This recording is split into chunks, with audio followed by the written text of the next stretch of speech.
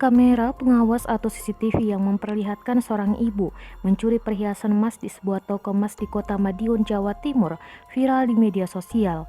Aksi pencurian itu terekam di Kota Perhiasan Emas Pagoda Jalan Kutai, Kota Madiun, Jawa Timur pada Rabu, 26 Mei 2021. Dalam video berdurasi sekitar 2 menit itu, terlihat seorang ibu berpura-pura memilih beberapa perhiasan. Ibu itu memilih perhiasan sambil menelpon. Sementara salah seorang pegawai toko emas sibuk mengambilkan perhiasan yang ingin dilihat pelaku.